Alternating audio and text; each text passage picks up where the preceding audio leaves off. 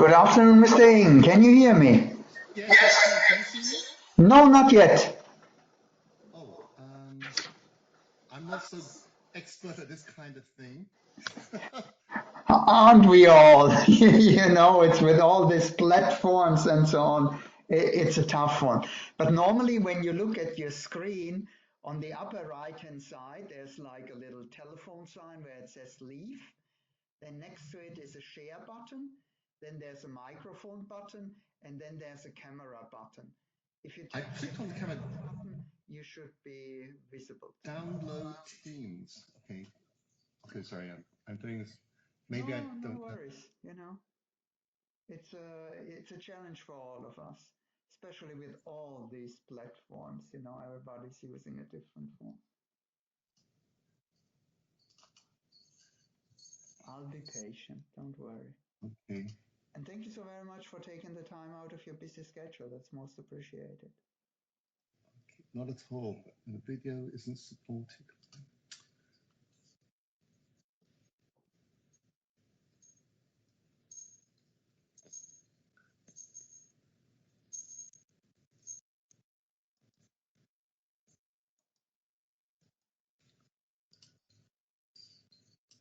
While you're doing this, I can give you a quick introduction what all this is all about. Okay. Our conversation today is all about your experiences with the Pernod Ricard brand. Nothing else, nothing more. All of your insights that you will be sharing with us will be kept completely confidential and anonymous. That means even if we use a quote of yours, we will camouflage it in a way that no one can know it was yours, meaning changing names, changing location, changing dates, and so on. Is that okay? Yes, that's okay. Perfect. And now, Sorry, I have to install something because I use Zoom, but I haven't used Microsoft. Okay. Just install it, and if you get disconnected, just reconnect again, and I can let Yes, you I'm in the know. process of installing now. Oh, okay, perfect.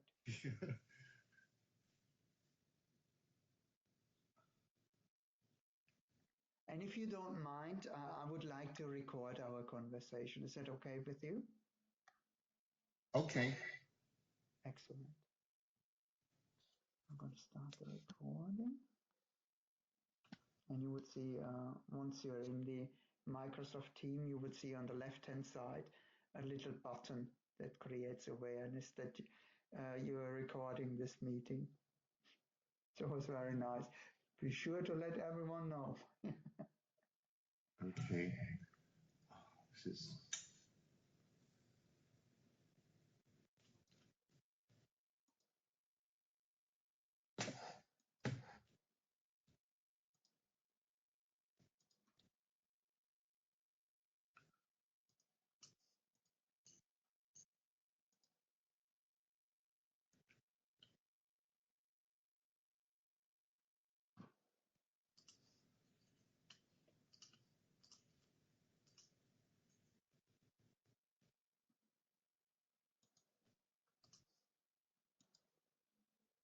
I'm sorry, I'm having problems because I don't use Microsoft so often, and now Don't worry about it, Mr. Ing. What we can do, we can just record it verbally, you know, because I can hear you, you can hear me well. Yes, I'm still trying to. Obviously, it's nicer to be face to face, but I'm waiting for some code.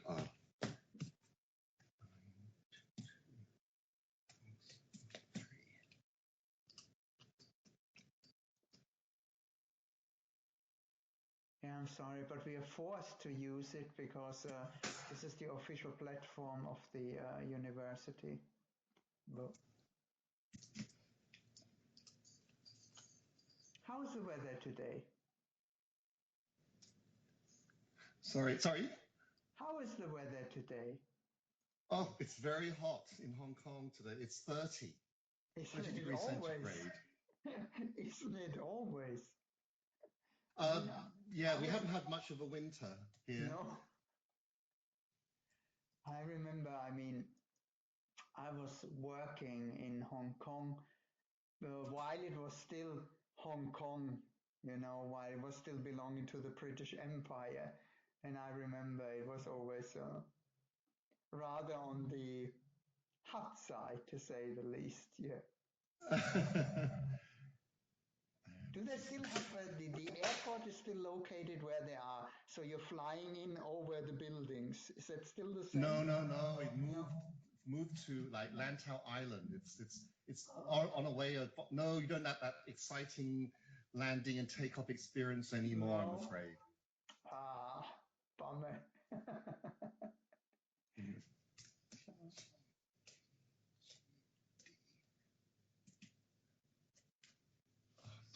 So annoying.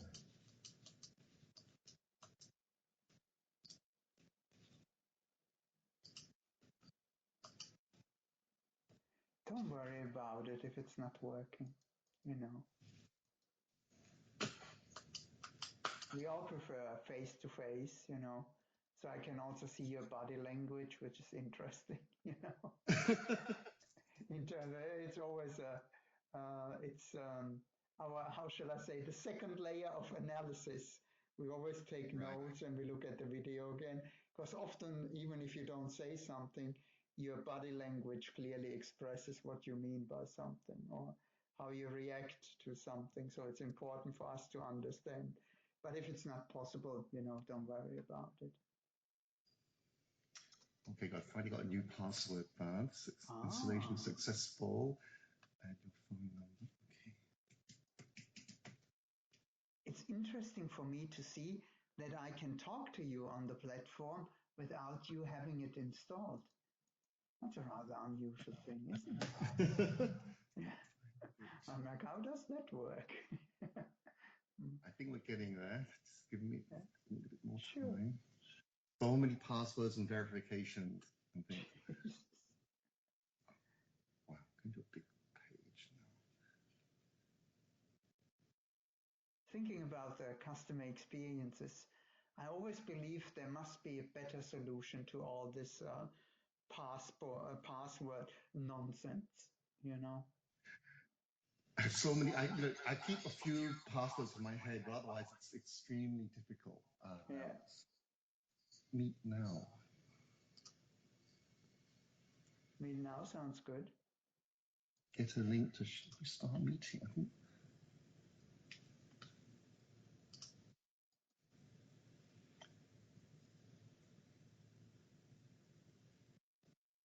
I know, because I've now installed the video thing. I have to click back on to the original meeting. So I think I'll probably have to disconnect here and click again. So, perfect, and I'll let you in as soon as I see you. Yes, okay, I'll disappear probably now for a moment. Okay. Not a problem. Excellent, thank you.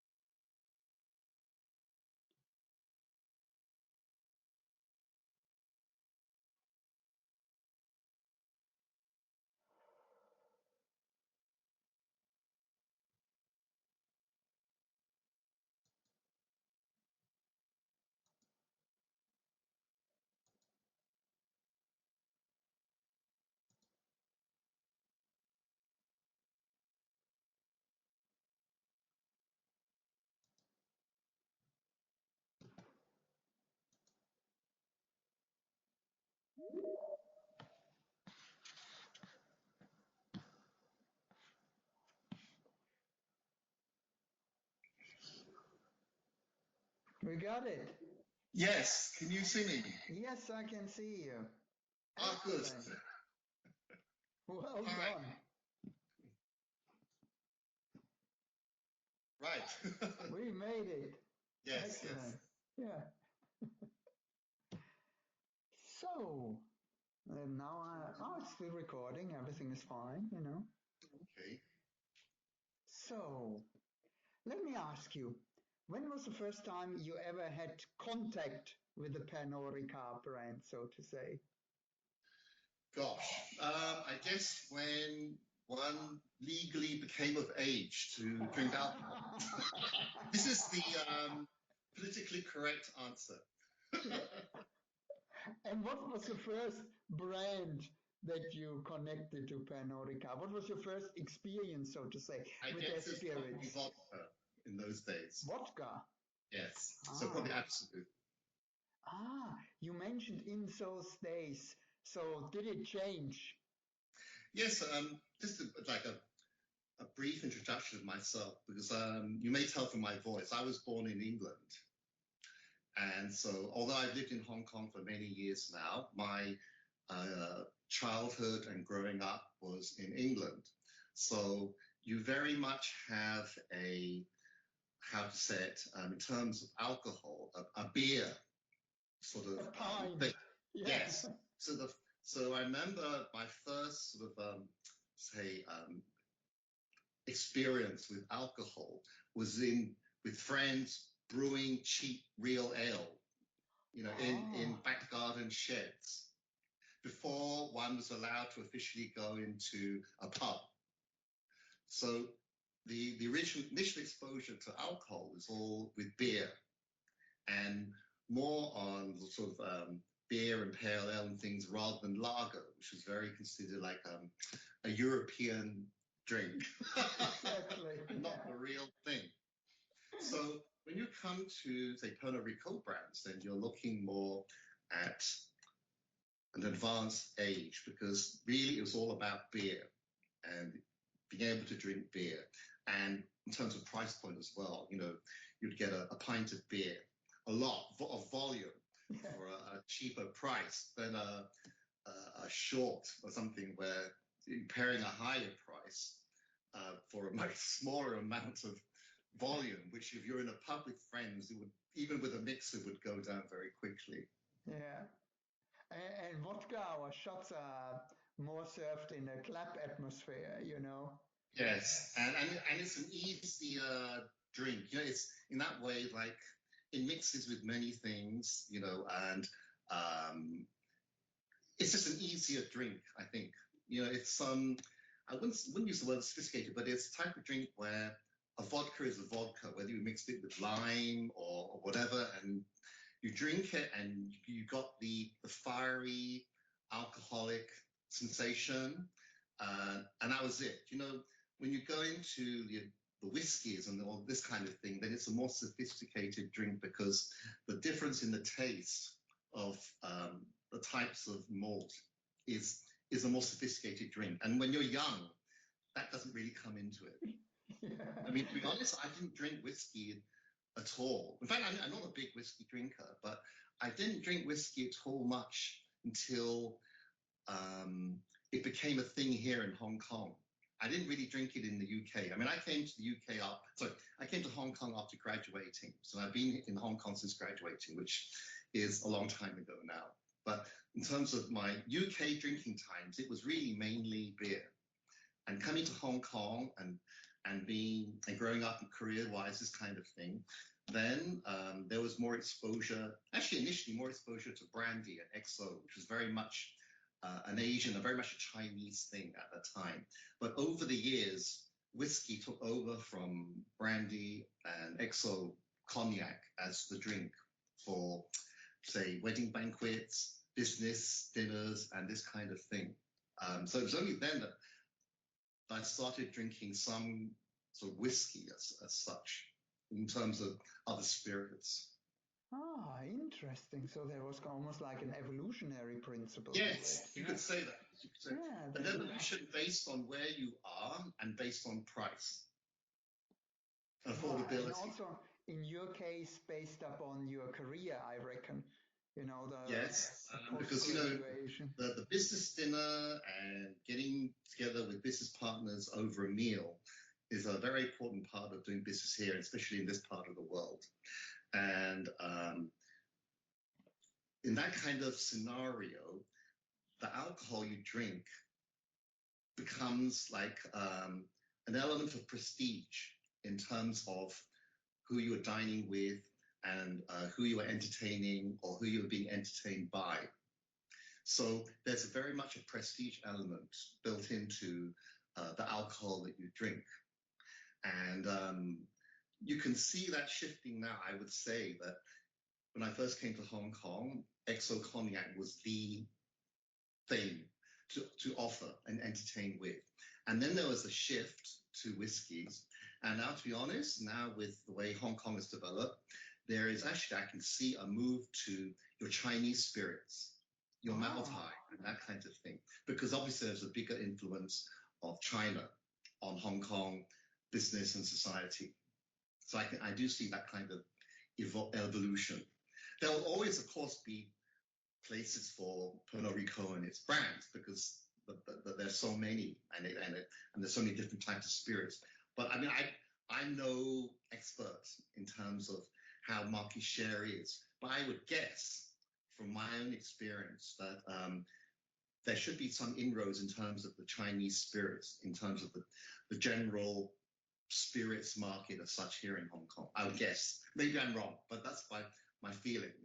No, and that's important how you feel about that. It's interesting. You mentioned, first of all, you mentioned it as a prestige. So that indicates that it's being perceived by the host and also by the guests then when you have a dinner. So it's something that's been paid attention to. Mm-hmm. Definitely. And that shifted also from cognac and brandy towards whiskey and now towards Chinese. Yes, I mean a subtle kind of shift. But I would also add, apart from your brandies and your whiskies, champagne is universal. Champagne has never changed. Yeah, it's Champagne always is popular. welcome at any gathering.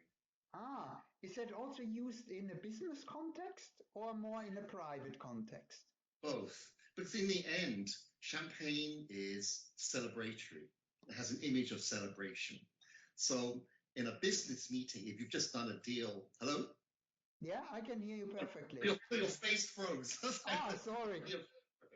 And so if you are celebrating a business deal, of course you're going to open the champagne to start off with as a cause for celebration. You may then move on to fine red wines and spirits, but champagne, there will always be a place of champagne for sure. Ah, that's interesting. Huh, go figure. What is your personal preference? What are you into in terms of spirits? What's your favorite, or is it also depending? It seems to me it's all very context specific. Yes, it is. I mean, to be honest, Yeah. how do I categorize myself is I'm not an alcohol lover. I'm really someone who drinks alcohol, as you mentioned, purely in relation to social activity, friends, and this kind of thing. I'm not the kind of person who will come home in the evening and say, God, I'm desperate for a drink. I'm quite happy to just drink a Coke or have a coffee or something. So not the American principle. Someone says, oh, let's open a bottle of, whatever, I will join in. And I would understand that as being part of the setting the atmosphere for that gathering, whether it's a dinner or drinks with friends or going out or this kind of thing. So it's related to social interaction. You wouldn't sit down and say, let's open a bottle of this just for myself and enjoy it in front of the fireplace. Yes. But that's me personally, yes. Yeah, no, that's totally fine. So it's more something for coming together, connecting, in which business or private, yeah. Mm-hmm. But you wouldn't be the person who said, who initiates it, so to say, for the lack of a better word. I may well say something like champagne, because the way I see champagne is very specific on a celebration. So if it's friends you've seen for a while, hey, let's open a bottle of champagne. It really has that sort of connotation. So things like champagne, yes, I would do, but I wouldn't be the type of person saying, let's open a bottle of Martell or something. It just wouldn't be me. I mean, I have friends who would, but it wouldn't be me specifically. Ah, interesting. So let me ask you something regarding that. You are considered by Pernod Ricard one of their VIP clients. Right. How come, according to you, how did you get to that status? I mean, I would say is that now in my career, I'm not working at the moment. I was basically working in retail and luxury goods for 25 years. So not in wines and spirits, but in watches, jewelry, apparel, accessories, this kind of business, and in retail as well. So obviously, how would I say it? I was living a certain kind of life. Lifestyle, yeah. The type of people I meet, the friends I have, the business relationships I built up over time, and this kind of thing. So, connection. And obviously, because it's connection, we are going to, as I said, I may not be the initiator, but I will be joining a lot of business gatherings, dinners, events, and sadly no events now, but where alcohol drinks, champagne, cocktails, and all this kind of thing are going to be served.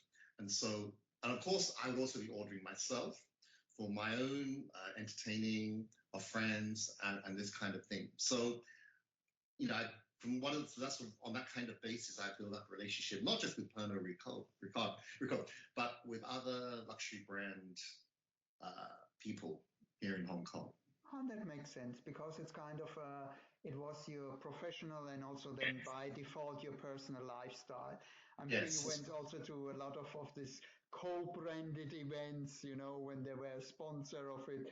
So it's just it's your natural environment, that you get in touch with it.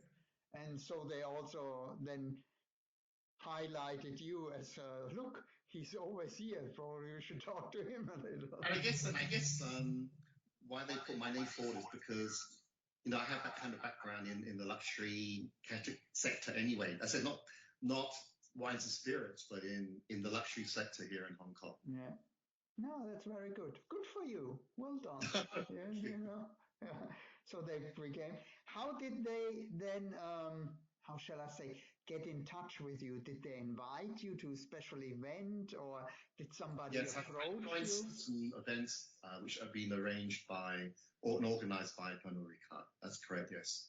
So I've met some of the other VIPs and got to know some of the people and this kind of thing. But as I say, sadly, that's all at a standstill now. I think not just in Hong Kong, but everywhere. I mean, 0 events now here.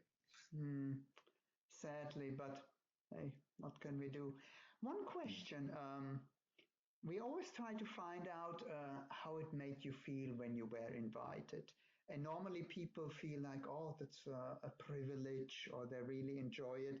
But somebody like you who is kind of used to that, was it a big thing or just like, well, another event, I go there? I think it depends on the nature of the event.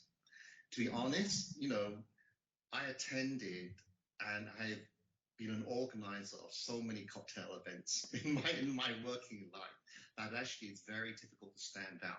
What I've noticed with Pernod Ricard and a lot of the events, they've been much more cozy. Rather than have a cocktail event with 100 people, maybe they will have arranged dinners in special or unusual venues, maybe 12 people, maybe less, or up to say 20 people. So they've tried to create an exclusive, more prestigious kind of more intimate position. Yes, and more intimate for their guests.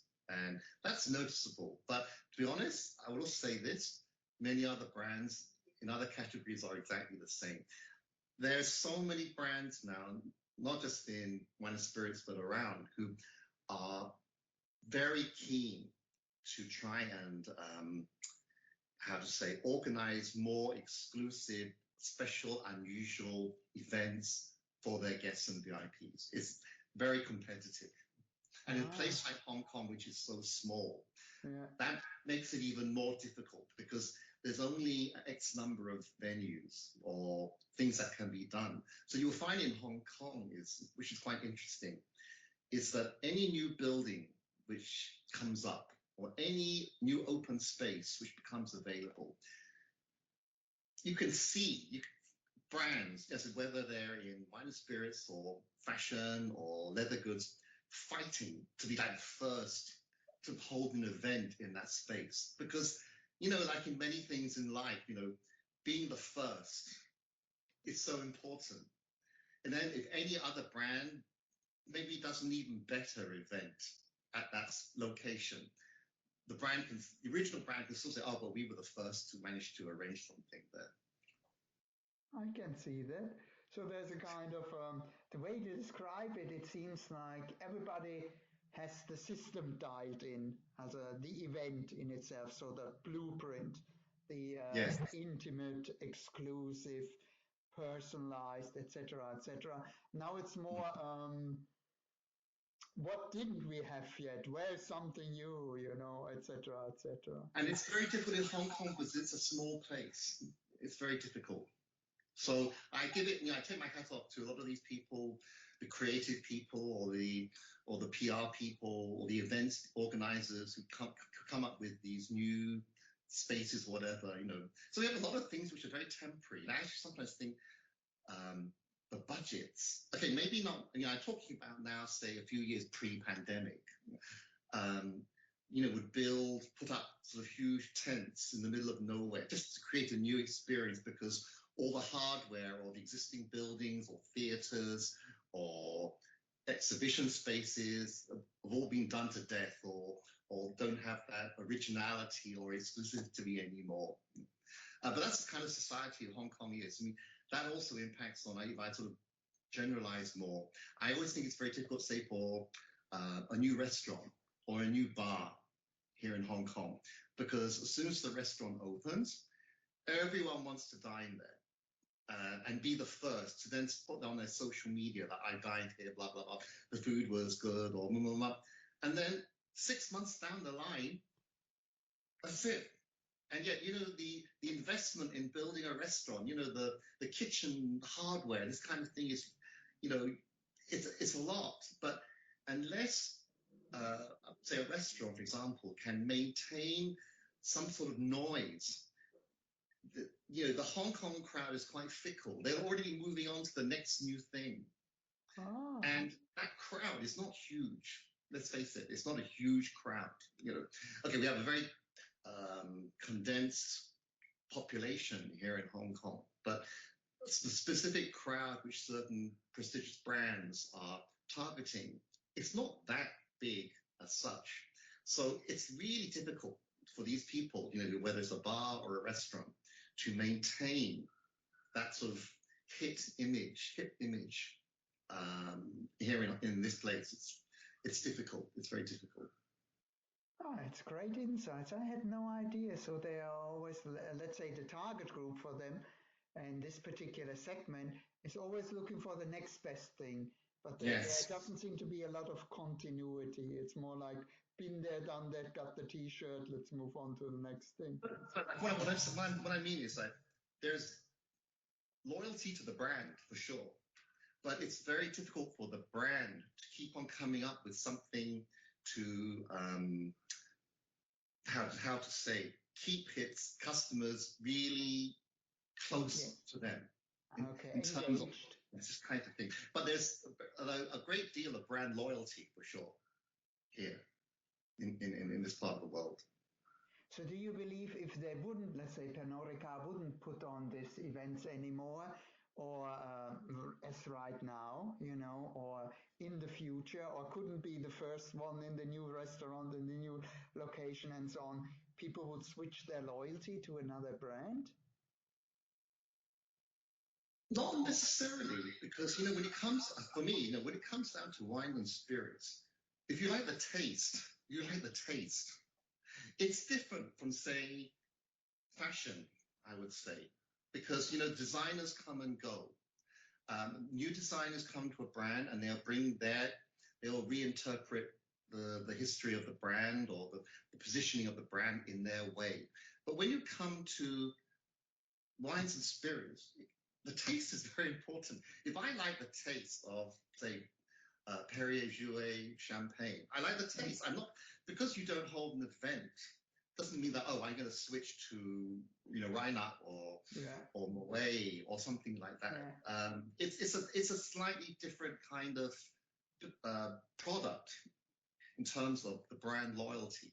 But of course, I think the VIPs and the target customer that someone like Pernod Ricard is trying to target, they must keep a connection with them. So you can't just say, okay, we scrap the event. We use it on something else, because these people are never going to switch to another brand. Of course, you've got to build a brand loyalty. But I think with wines and spirits, it's slightly different from other luxury products. And that makes sense. Also because the product in itself takes the time to how shall I say, come to fruition and can be used, and then it's consistency rather than in fashion that it's spring, fall, here we go again. Exactly. And as I said, I think what I would say is that, sort of taking my own experience as an example, it means that for say a group like Pernod Ricard, you have to try and get your customer sort of attraction early on, younger, so that if they like the product, they feel that the product they are drinking has that certain cachet or prestige or whatever they're looking for in a drink, in a label of a vodka, in a label of a gin.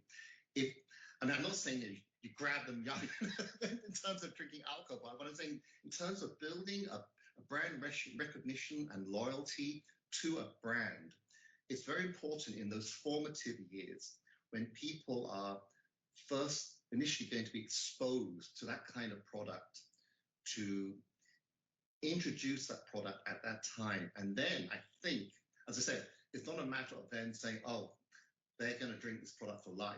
But you've got them at an early stage, and if you develop that kind of loyalty, then these customers have the potential to be lifelong customers because they like your product in terms of the actual taste. How you market it is different, but if they like the taste, then that person is going to be a longer lasting customer than if the first swig they take, oh God, I can't stand it, it's too bitter or something. Then whatever you do, they're not going to like your product. Well, that makes sense, because otherwise everyone is competing for the same group that's already established. It's like Yes. with the efforts, almost like the Delaware effect, a race to the bottom. Everybody wants to make a big march, and for a very tiny amount of clients. Now, as I said, the thing is like, if your customer doesn't even like the taste of what you're producing, no matter how you try and spin it, okay, they may buy a few bottles, but they want it to put on the shelf. And so when friends come to their house and say, oh, they have a few bottles of this on their shelf. So people say, you have a few bottles of this. So those brands have a prestige value. So therefore, the positioning is right. But if people don't actually like the taste, then there's not much you can do. It's like, doesn't it look great? Would you like to have it? No. It's like driving a Jaguar back in the days, doesn't it look great? Yeah, it looks great. Would you like to drive it? No, thanks. No, I can see that. That makes sense. And that's actually great advice that we will be. So when you compare them in terms of events, or not just events, let's say how they try to build a relationship with customers. Because you are an expert, so you can say, look, guys, here you're pretty good. There's tremendous room for improvement. How would you evaluate them and their efforts? I personally, I would say that I've been focused more on the champagne brands rather than the other brands because I drink more champagne than, for me, it's like as a celebration. Exactly. Yes. But I was saying it's like, if I'd say I'm not a really big whiskey fan, you invite me as a VIP to a whiskey event, I'm not going to appreciate it so much because I appreciate that you think of me and that you would like me to invite me to your prestigious event. But if I don't particularly like the drink, then it's a strange situation. But the events I've been to, I found very enjoyable because I found that there has been an element of exclusivity and a lot of thought has been put into nurturing the customer, the VIP. So I have been quite appreciative of the events that I have been to. Can you give me an example of what you just described? How they achieved that? Like I recall going to say a dinner, which was is a museum, with a small museum in an old building on Hong Kong Island, and I think it may be 20 or 30 guests. There was some art exhibition, so it was an art exhibition at the same time, so you could appreciate the art too. And then, as I said, because I had not dined at that location before, so it was a first for me. So I immediately think, for me, I'm interested to go because I know that there is this new museum. I haven't been there, but this brand has arranged a small, cozy dinner for its VIP customers. I'm interested to go, and it's exclusive, it's cozy, it's not shouting across a cocktail event. You can actually talk to the people you're sitting next to and across and have a conversation, whether you know them or not, rather than some other sort of more mass kind of event, so to speak. And so the whole evening is something where you have a warm, cozy feeling and you feel appreciated and you appreciate the product. And you go away from the event having a good feeling about the brand. So there are two things I can take away from that. One is, again, when you mentioned the Hong Kong phenomenon, the first time being there, not being, it was more the venue rather than the event, somebody But else actually, would have. I don't know if that's just Hong Kong. Yeah. Maybe it's very important in Hong Kong, but I'm sure elsewhere in Asia or around the world, in Europe, I'm sure people are always trying to look for that location which hasn't been used. Or say before it was not allowed to be used for commercial reasons, but because of some negotiation, some brand has managed to use that government space or something for a commercial event or dinner. I'm sure that happens globally, not just Hong Kong, but I think it's what I know. You notice more in here in Hong Kong since I live here, and because the place is so small, it's not easy to find that kind of location. Do you have to go outside of Hong Kong to do that? Do brands go outside of Hong Kong then? I have been to say, because like obviously luxury goods in China have been flourishing, and my friends who work in luxury goods tell me, because basically the pandemic is under control in China, the business that the luxury brands are doing in China, I think are basically supporting the entire global sales of these international brands. It's basically, and the friends of mine tell me that before, because actually the duties on luxury goods is quite high in China. So the Chinese would travel to, say, Hong Kong. We have no duties or taxes here. Or they go to Europe. Okay, you may not like it, but you go to Paris or Milan, and it's the Chinese who are sweeping up the luxury goods, and because they basically are paying such a cheap, the price, basically, they can cover their stay in a five-star hotel and business or first-class travel, and they still come out with a profit in terms rather than buying the goods in China. But because all that is gone, the duties have been slightly reduced now in China. And anyway, if you have a burgeoning consumer market which wants to spend, they're going to buy in their home territory because they can't travel elsewhere. So before, Hong Kong was more like this gateway, and we used to get a lot of the Chinese tourists into Hong Kong to buy luxury goods. Unfortunately, now because of the pandemic, that's stopped. But I have, for example, I've been invited to events in Shanghai and places for luxury brands where they've invited their VIPs from certain territories to go to other territories for a VIP experience. And so, again, it's part of building the connection between the brand and the customer. Because obviously, there's one thing to be invited to a cozy dinner in a museum in Hong Kong. It's another thing to be invited, air tickets and luxury hotel paid for by the brand to go for an exclusive dinner in Shanghai, for example.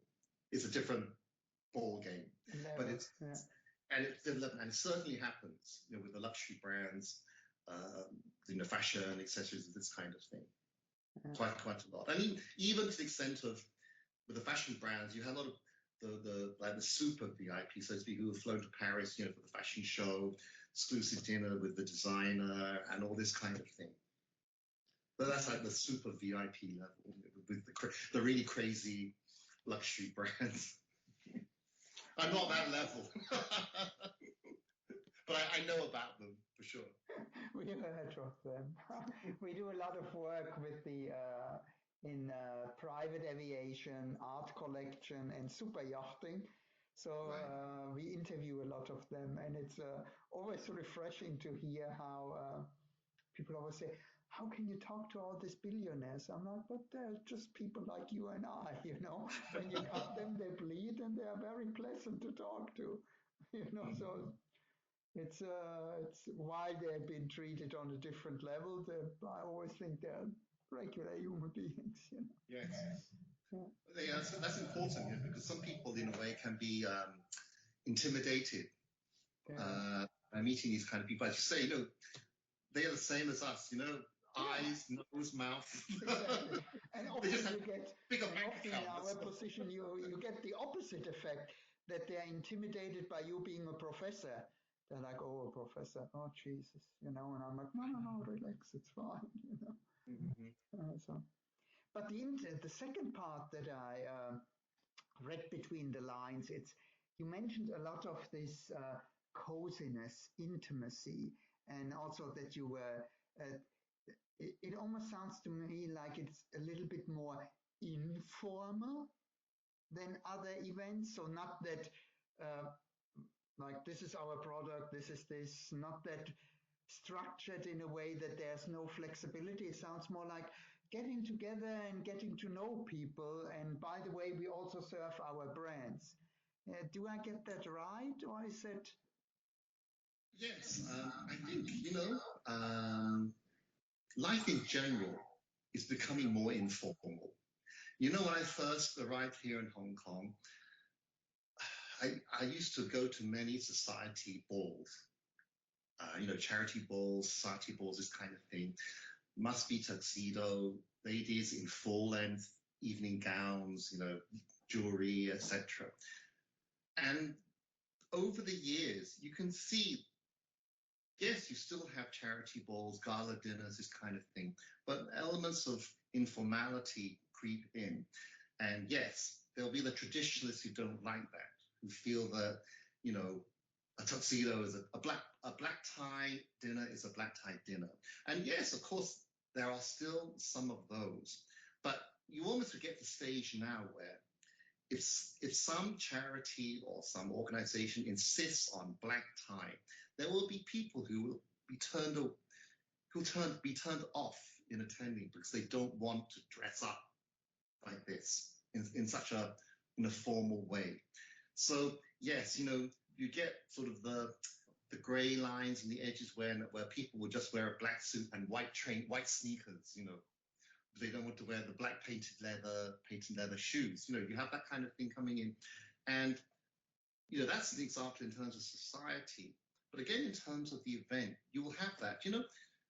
People don't want, okay, you can have a very grand ballroom, you can have a very grand event, but people are moving away from such formality. I think just in general, and certainly in this part of the world too, there are occasions where you can show off your multi-million-dollar watch and your fabulous jewelry, but there are much more occasions when you don't need to do so now. And I think that society in general has moved in that kind of direction. Ah, that's interesting to hear. Thank you for sharing this. So I was. This is my view anyway. No, and the only view that counts today is your view, sir. Nothing else matters. It's about Right. your experiences. Mm-hmm. So, if you now would get a call from Pernod Ricard in Hong Kong and they say, Mr. Ng, we know your services are currently available. Would you like to take over the business, here and be responsible for our client relationship management? What would be the first thing you would do? I would say thank you very much, but I have to pass on your kind offer. But let's say, hypothetically, you would accept it. Well, I think, the first thing obviously you would do is would review the existing structures and review what actually is currently being done, Yeah. and ask the senior executives the rationale between the current situation and why it is that way. And then obviously, the way I used to always work is then you'd have to ask the team, are they in agreement with the current direction of what is happening, and then get their feedback in terms of where do you think the direction should be. And then once assessing all the feedback about the existing and the thoughts of your own team about whether, oh yeah, everything's great now, or no, there are certain areas where we feel we should move more into this area, or, rather than more, there's now a big move into social media, this kind of thing, which I think for a lot of the prestige brands, I know it's important, but personally, maybe I'm too old school. I'm so about the push into social media. And then obviously, then having got all the information and feedback, and then think about it and see whether I would agree or bring my own input based on what I hear from the team. That's what I would basically, my situation would be. Yeah. And you might also be looking at, how shall I say, keeping the younger, the entry level client in mind in order to create lifelong. Definitely entry level. But, I think from my own experience that different kinds of products have different entry levels. So you can't say, the age to drink is 18 years old. Then I'm going to bombard them with all these brands because it doesn't mean anything to that person at that age or understanding or sophistication. So I think each brand would, and I'm sure they do, have some idea of who their target customer is, and in terms of their lifestyle, their age, this kind of thing. So you have a brand which is, say, targeting a 25 to 40-year-old customer, then you'll be looking at, 23, 24, 25-year-old. What are they interested in now? How do they spend their discretionary income? What are they doing in their spare time? How are they possibly going to gain exposure to the brands that we want to introduce to them, and then try and connect something to that group. But as I said, it really depends on the specifics of each brand and what their targets are, and what they wanted to achieve. But that's important, I think, to get them young, not get them young, but get them at the right time for your brand. Yeah, that makes sense. There's another thing I would like you to clarify for me, because again, we're always trying to read between the lines. You mentioned if I get invited for whiskey, I don't really care about whiskey. Does it mean that even while you have relationship with the brands and they take on the event, that there might be often a lack of understanding of your personal needs in a better way? That they might know your income and which connection they get, but they never provocative now take the time to really sit down with you and say, Mr. Ing, tell me, which is what you're really interested in? Should we invite you for this, or are you looking more forward to this? Yes, I think you'd be correct in that. A lot of luxury brands, they are looking at the person and their lifestyle and maybe their income or their assets, and then saying, oh, this is my target.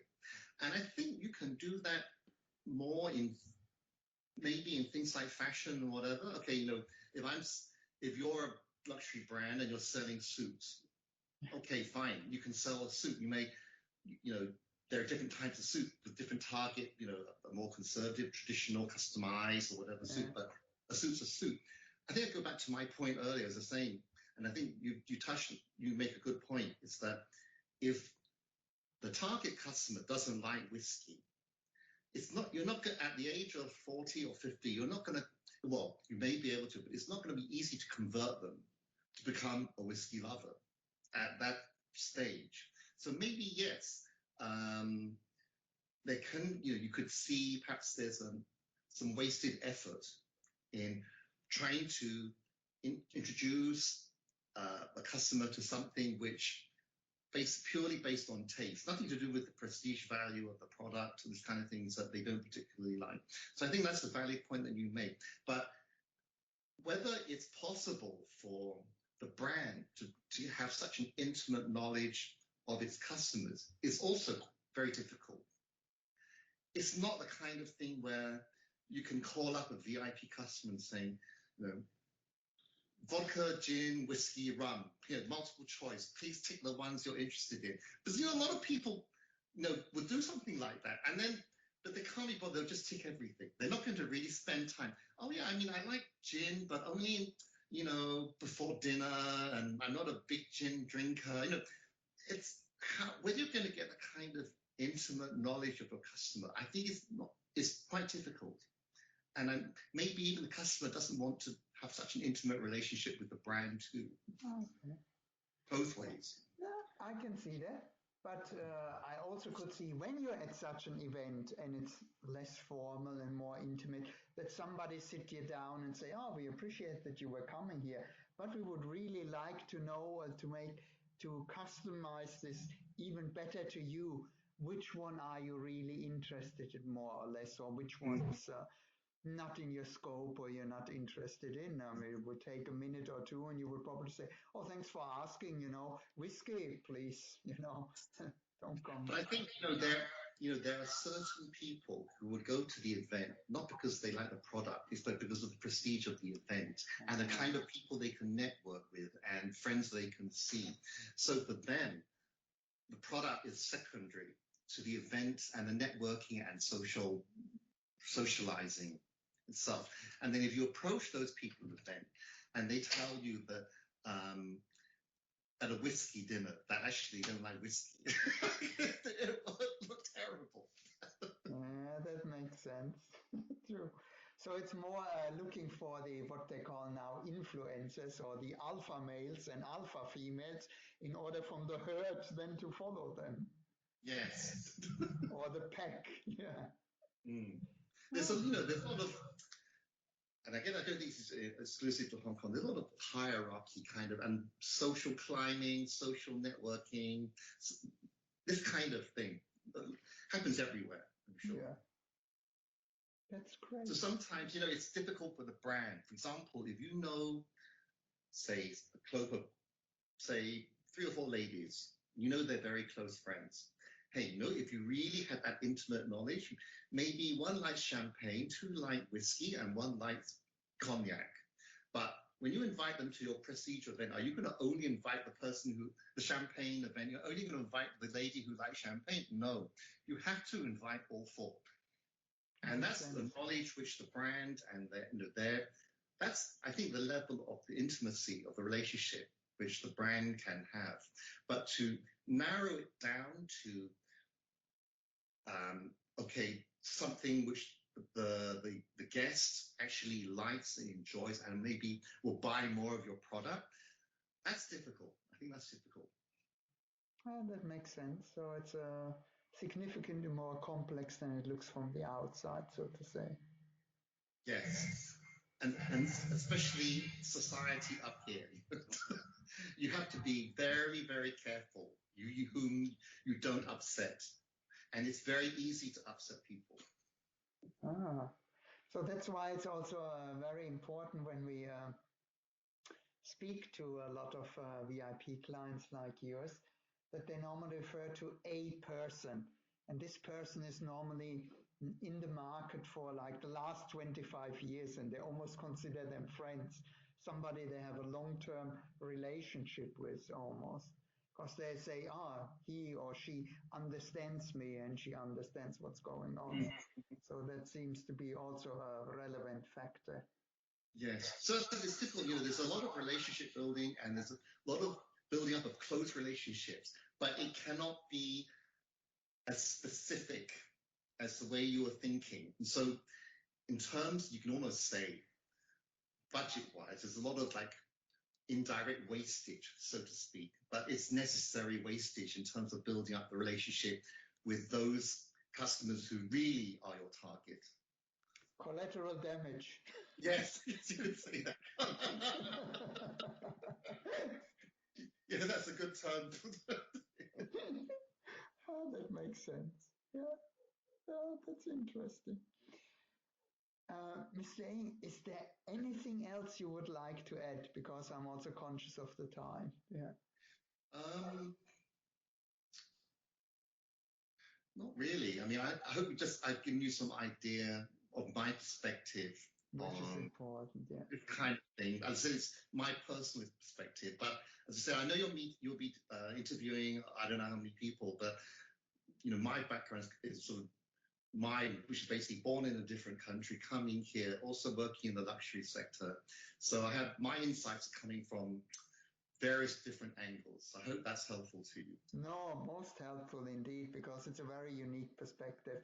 And the more I always say, our job is to find common themes in the uniqueness, things that resonate with a lot of them, the famous 3 to-dos and 3 don't do it, Right. The do's and the don'ts.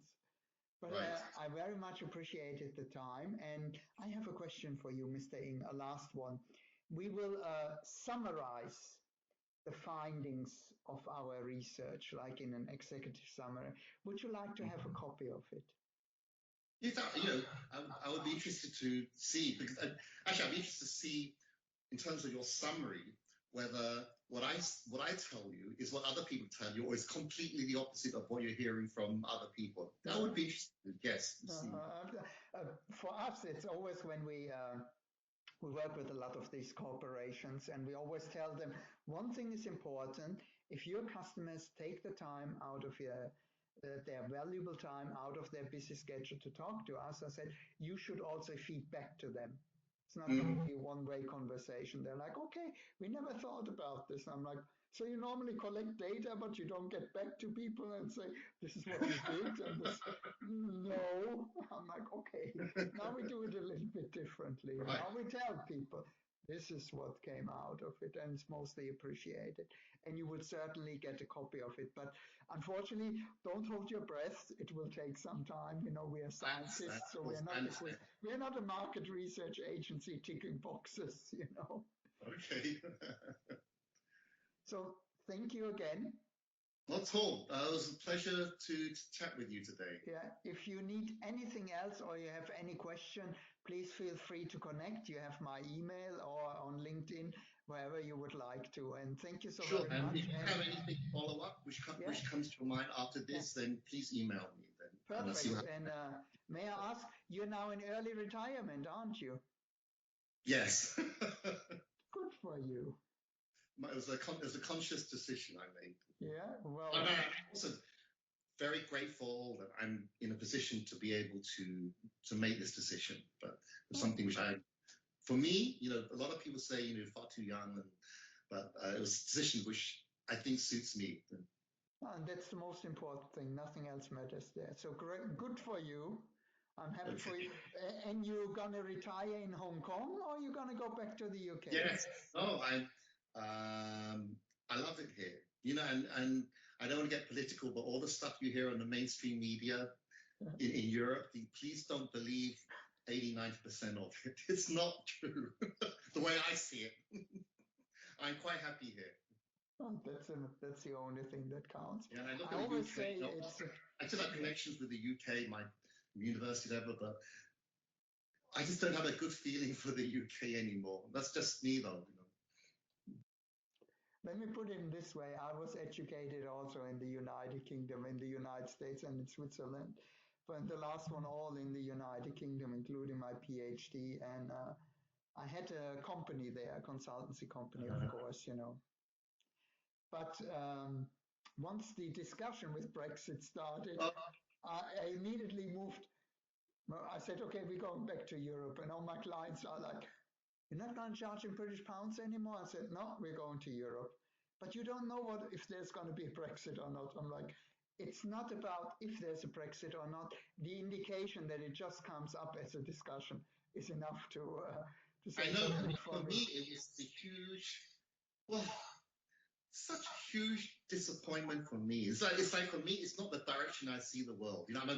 I'm a real multi-intellectualist, and I hate the way the world is going. But anyway, that's another discussion. Yeah, populism. Yes. I always say, if you create an environment of dissatisfaction for decades, it's like having inflammable items all over the room and throwing cigarettes at it. It just takes the right moment in time before it goes all up in flames. Yes, I know. So that's why I'm quite happy here. We have a different scenario here, but I think it's okay as far as I'm concerned. And that's the only thing that matters. Yes. So thanks again, and have a great afternoon. Great talking to you. And you have a great day. Nice to meet you. Thank you. Bye-bye. Bye-bye.